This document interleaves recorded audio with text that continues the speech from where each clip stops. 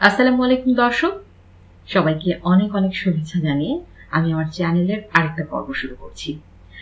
কাঁচা আমের সিজন চলছে। আজকে তৈরি করে দেখাবো কাঁচা আমের কুচি আচার। সামান্য কিছু উপকরণের সাহায্যে খুব সহজে আপনি কাঁচা আমের কুচি আচারটি তৈরি করে সারা বছর সংরক্ষণ করে রাখতে পারবেন। তাহলে দেরি না করে চলুন দেখে নেই এর পুরো প্রস্তুত প্রণালী। এই আচারটি তৈরির জন্য আমি 1 কেজি পরিমাণ কাঁচা আম নিয়ে নিয়েছি। এখানে 5টা কাঁচা আম আছে। আমগুলোকে আমি খুব ভালোভাবে ধুয়ে নিয়েছি এবং এখন এই আমগুলোকে আমি একটা কিচেন টাওয়েল দিয়ে খুব ভালোভাবে মুছে নিচ্ছি, যাতে আমে সামান্য পরিমাণ পানিও অবশিষ্ট না থাকে। এই ব্যাপারটা অবশ্যই লক্ষ্য রাখতে হবে। এবার আমগুলোর চামড়া ছাড়িয়ে নেব একটা পিলারের সাহায্যে। চামড়াগুলো ছাড়িয়ে এই আমগুলোকে একটা সবজি গ্রেটার দিয়ে, যেই মোটা অংশটা থাকে সবজি গ্রেটারের, সেই অংশটা দিয়ে আমগুলোকে খুব ভালোভাবে গ্রেট করে নেব।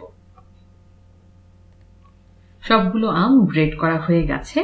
এবার আমি এতে 2 টেবিল চামচ পরিমাণ লবণ অ্যাড করব।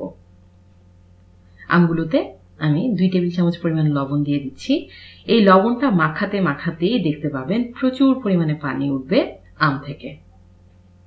লবণটাকে মাখিয়ে নিচ্ছি ভালোভাবে।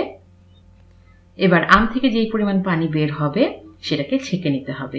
আর এই ছাকার জন্য আমি একটা সুতি ওড়না ব্যবহার করছি। আপনারা যে কোনো সুতি কাপড় ব্যবহার করতে পারেন, তবে অবশ্যই লক্ষ্য রাখবেন কাপড় থেকে যাতে রং না ওঠে। এই আমগুলো চিপে নেওয়ার সাথে সাথে আপনারা দেখতে পাবেন যে প্রচুর পরিমাণে পানি আম থেকে বের হচ্ছে। আর এই পানিগুলো আমি খুব ভালোভাবে চিপে চিপে বের করে দিচ্ছি। যতটা সম্ভব পারা যায় আমগুলো এভাবে ছেঁকে নিতে হবে। সমস্ত পানি বের হয়ে গেছে।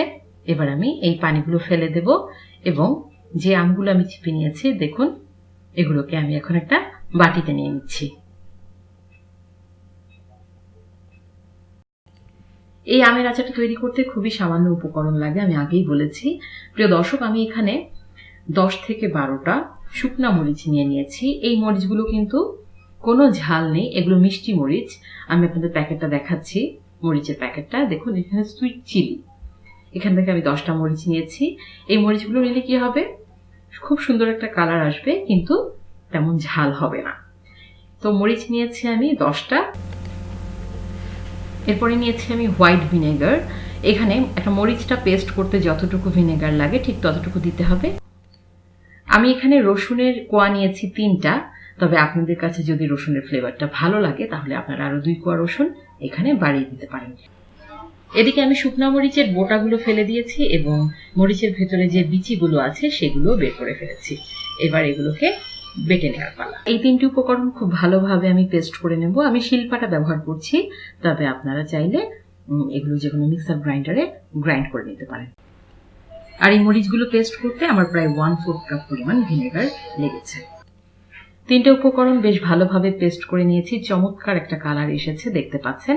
তবে প্রিয় দর্শক, অবশ্যই লক্ষ্য রাখবেন এই ক্ষেত্রে কোনো ধরনের পানি কিন্তু ব্যবহার করা যাবে না। পানির পরিবর্তে হোয়াইট ভিনেগার বা সাদা সিরকা, যেটা আমি একটু আগেই দেখিয়েছি, সেটা ব্যবহার করতে হবে। এবার এই পেস্টটাকে আমি আমের সাথে বেশ ভালোভাবে মাখিয়ে নিচ্ছি। উল্টে পাল্টে বেশ ভালোভাবে আমের সাথে মরিচের পেস্টটা মাখিয়ে নিতে হবে। এবার রোদে শুকানোর পালা। ঠিক 1 ঘন্টার জন্য আমি এই আমগুলোকে রোদে শুকিয়ে নেব। আপনারা মিনিমাম 1 ঘন্টা এটাকে রোদে শুকাবেন। যদি বেশি সময় রাখতে পারেন তাহলে কিন্তু আরো ভালো হয়। আমি এটাকে 1 ঘন্টা রোদে শুকিয়ে নিয়েছি। 1 ঘন্টা পর ফিরে এলাম। এবার এই কুচি করা আমগুলোকে একটা শুকনো কাচের বয়মে নিয়ে নেব।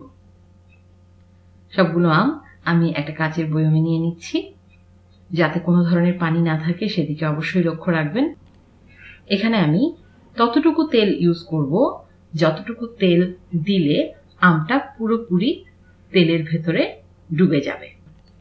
অর্থাৎ এই বয়মে আম যতটুকু পরিমাণে আছে ঠিক ততটুকু আমরা এখানে সরিষার তেলটা ব্যবহার করছি।